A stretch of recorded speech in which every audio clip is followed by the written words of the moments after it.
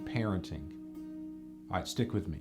Uh, my family, we have loved over the years going to Disney World with our children. Um, many, many wonderful memories there.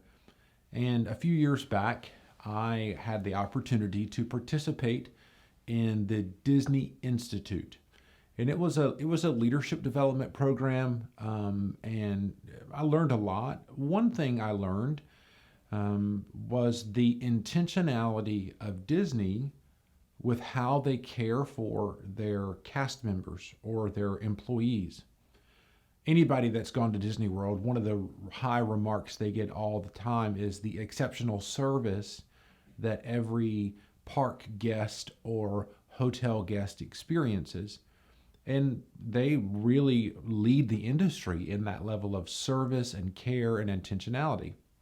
Well, the principle that I walked away from that Disney Institute training was Disney makes very concentrated and intentional efforts to treat their cast or their employees the same way that they want their cast or employees to treat their customers. I thought this is amazing. And they unpack the intentionality of that and the likelihood that an employee who feels good about what they're doing to share the magic with somebody else. So I think about that for a minute and I take that concept and then I overlay it to what we looked at when we studied God's Word this past Sunday toward the end of the Ten Commandments in Exodus 20. And we talked about over the past several weeks the vertical relationship of loving God, kind of the first half of the Ten Commandments, and the significance of loving our neighbor, the second half of the Ten Commandments. And when we looked at that second half specifically, yes, we're told not to lie, not to steal, not to covet, all those things. But the first one of those in the category of loving others speaks to the family. Oh, well, okay. Why is that? And why is that significant? We're told to honor our family, kids, honor your parents. This is reinforced by Paul in Ephesians chapter 6. So I get that.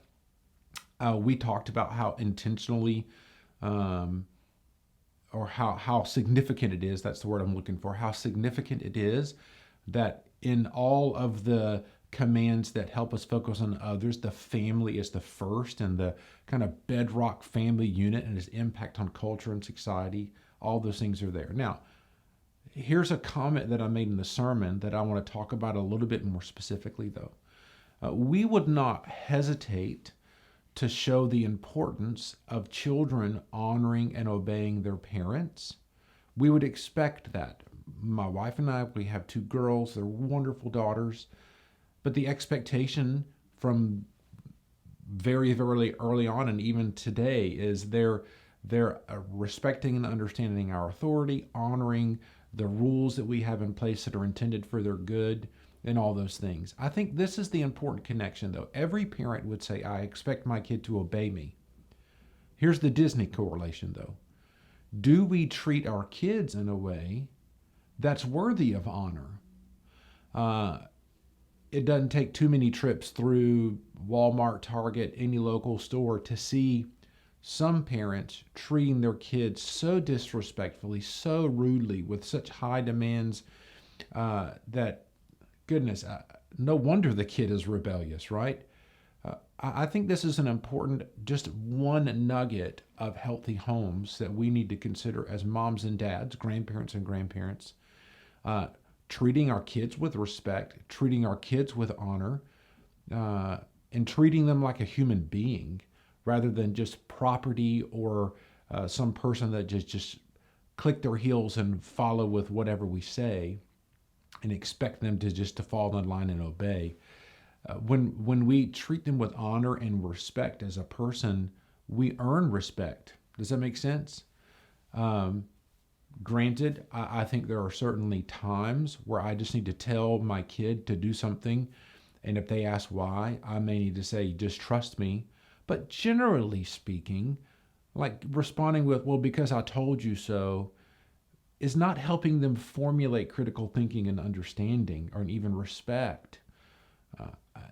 It goes a lot further just to taking the time when I have the time to explain this is why this matters, this is how this fits, and them beginning to understand and treating them with that level of respect will then in turn cause them to be more humble, more likely to honor us and respect what we're saying because they understand why.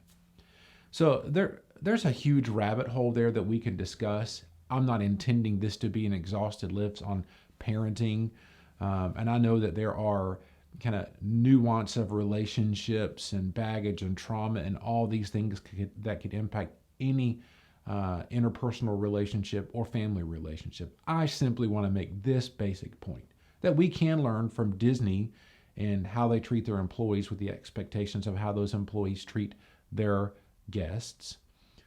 We, as parents and grandparents, should love, respect, and honor our kids, treat them well, treat them with dignity. They're more likely than to honor us in return. Hope that makes sense. It may have just spawned more questions. If so, hey, let's talk about it. Reach out.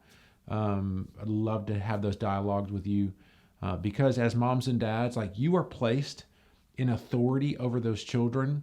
And while they're in your care, we need to love them well, lead them well, protect them, demonstrate authority in their life. I'm not in any way insinuating that kids need to run the roost. If you're hearing that, you're completely hearing the wrong thing. But I do think we need to sometimes kind of slow down, take our time, love well, teach well, lead well. Anyway, hope this has been encouragement to you today. If you have questions, don't hesitate to reach out. And as always, we'll see you next time. God bless.